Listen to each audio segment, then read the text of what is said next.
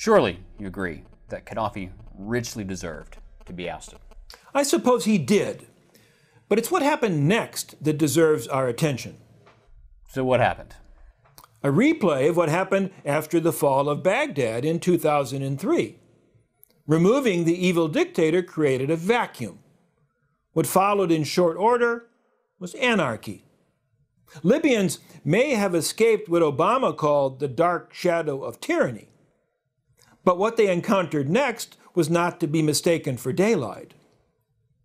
Nothing approximating a legitimate government emerged in the wake of Gaddafi's murder.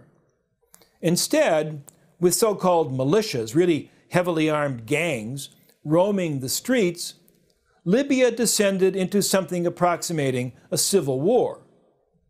Western-led military action by the United States had once again produced instability. Not for the first time. No. Of course, with no U.S. troops on the ground, few Americans paid much attention. They did when the U.S. ambassador was killed. True, when Libyan militants assaulted the American consulate in Benghazi in September 2012 and killed U.S. Ambassador Chris Stevens, a great uproar ensued back in the United States. But this uproar had nothing to do with U.S. policy per se.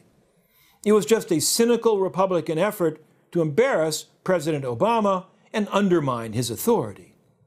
For some reason, the Republicans, so keen to fix accountability for the death of Ambassador Stevens, had no interest in fixing accountability for the deaths of several thousand Americans killed in Iraq. That war, of course, being the handiwork of a Republican president. So you think the killing of Ambassador Stevens was no big deal? His death was a tragedy. Yet that tragedy was nothing in comparison to the disaster that engulfed Libya in the wake of the U.S.-led armed intervention. By the middle of 2014, that country had effectively been partitioned, albeit not pacified, by rival groups of Islamists and anti-Islamists, with the latter led in some cases by former Gaddafi loyalists. But why should we care?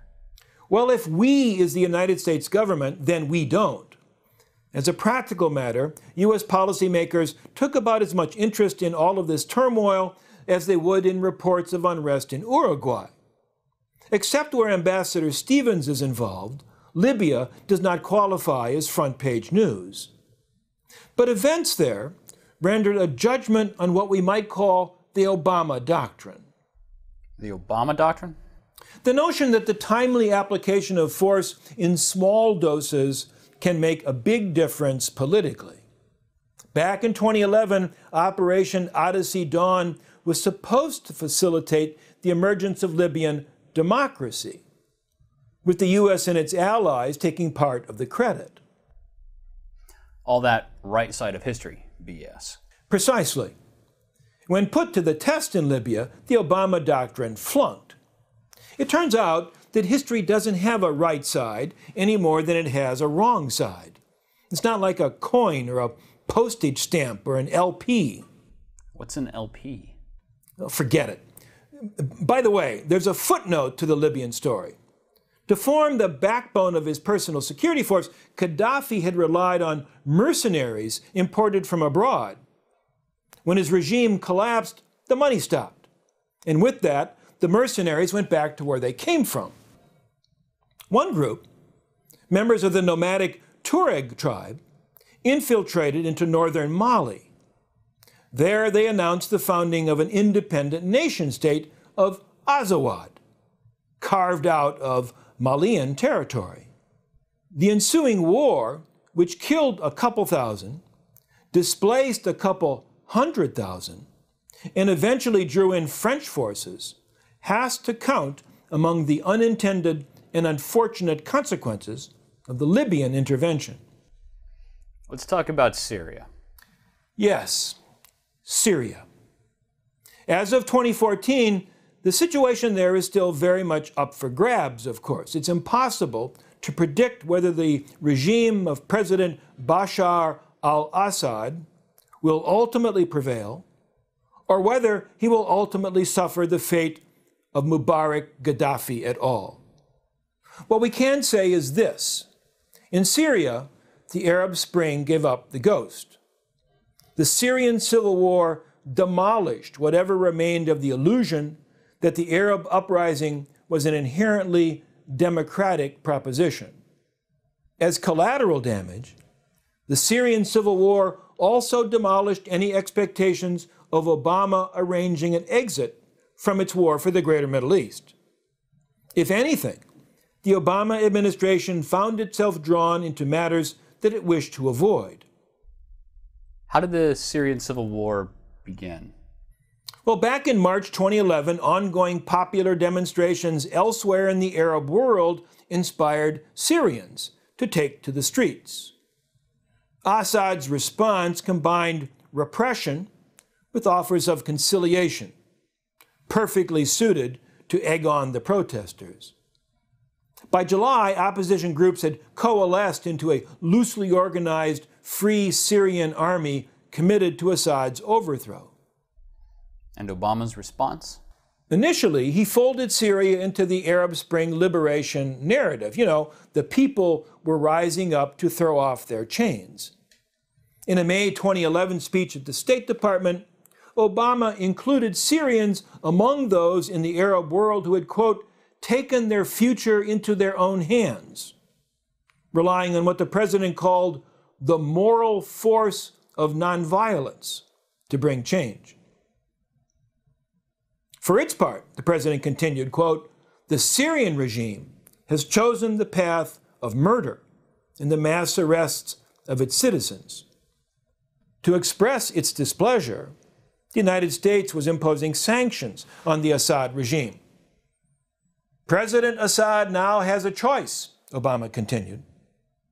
He could either climb aboard the democracy train, or in Obama's words, get out of the way. Notably absent from this ultimatum was any threat of direct U.S. intervention. 3 months later, however, Obama amended that position. On the one hand, he emphasized that it was up to the Syrian people to choose their own leaders, which meant that third parties should butt out. On the other hand, he warned the Syrian regime against using any chemical or biological weapons against the opposition. That would change my calculus, Obama said. That would change my equation. Obama thereby identified what he called a red line. Crossing that red line would constitute grounds for severe punishment. Why did Obama draw this red line? If, as you say, he was trying to close down the war for the greater Middle East, why make such a threat? Hard to say for sure. More than likely, he imagined that Assad wouldn't dare call his bluff. At the time, the smart money had it that Assad was on the ropes, with the Free Syrian Army on the road to victory. So perhaps Obama saw it as a no-cost way to make a show of standing in solidarity with the Syrian people. What does the phrase Syrian people mean exactly? You're asking a very pertinent question. The answer is that the phrase Syrian people was a convenient fiction. It implied a unity that did not exist. The actually existing opposition to Assad consisted of different groups that did not share a common vision of Syria's future. Some, no doubt, hoped to see the emergence of a liberal democracy. Others were radical Islamists for whom liberal democracy was anathema. And guess what? Some Syrians actually sided with Assad. And didn't Assad cross Obama's red line? Indeed, he did. The Syrian civil war didn't follow Washington's script. Assad didn't fold. As the fighting dragged on, casualties mounted. By the summer of 2013, the United Nations estimated the total death toll at 100,000, something on the order of 2.5 million refugees had fled to neighboring countries. To survive, many of those left behind were reduced to eating grass. Predictably, the scope of the humanitarian disaster created a hue and cry for the United States to do something. a euphemism for military action of some kind. Reports in the summer of 2013 that Assad had, in fact, employed chemical weapons against the rebels gave Obama the opening to do just that. He'd crossed Obama's red line. So here was a chance to replay the Libya scenario. Air power could alter the balance of forces on the ground. Without putting boots on the ground, Obama could ensure Assad's ouster. But that didn't happen. No. Although the Obama administration signaled that it was gearing up for military action, it ran into a triple whammy. No domestic political support, no diplomatic support, and no clear sense of purpose. What do you mean, no domestic political support? What happened to the bleeding hearts who wanted to rescue the suffering Syrians? There weren't enough of them. Public opinion polls at the time indicated little support for the United States becoming party to the Syrian civil war. Remember, Obama had just withdrawn the last U.S. troops from Iraq. The Afghanistan war, now over a decade old, still continued. And most Americans didn't hanker for yet another armed intervention. Opinion in Congress reflected the public mood. Obama was going to have a difficult time getting congressional approval to act. And acting on his own ticket would entail very substantial political risks. Further complicating matters was the absence of international support. There was no chance of getting the UN Security Council to authorize armed intervention. Russia and China would block that.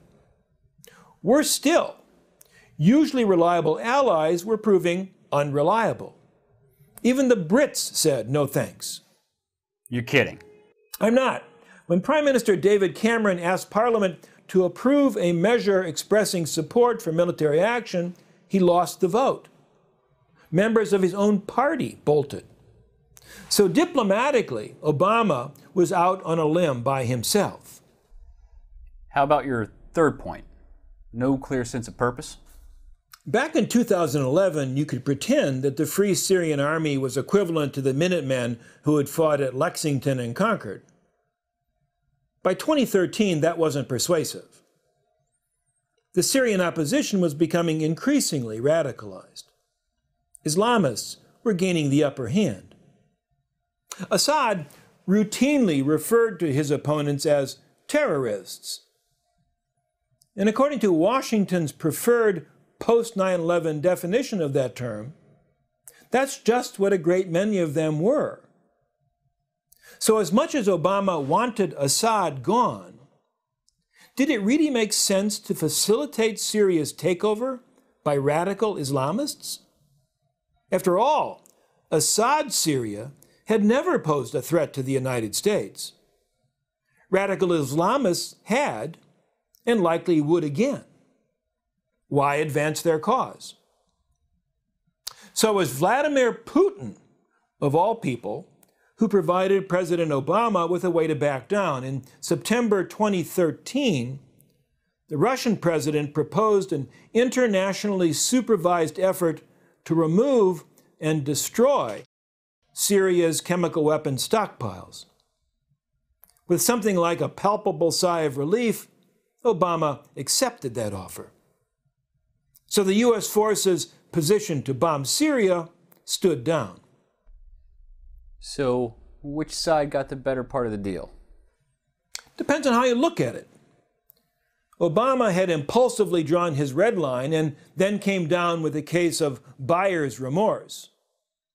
The Russian-sponsored deal offered him at least the semblance of a graceful way of canceling his threat to punish Syria. Given the corner into which Obama had backed himself, it was probably as good an outcome as he could expect. On the other hand, the deal essentially gave Assad a free hand to keep doing what he was doing. So the Syrian civil war continued, with Assad drawing on support from Russia, while Iran arguably benefited. By 2014, few observers were predicting the imminent demise of the Assad regime. Now the smart money said that he was likely to come out on top. Meanwhile, Washington searched vainly for anti-Assad moderates in the opposition that it might arm and support.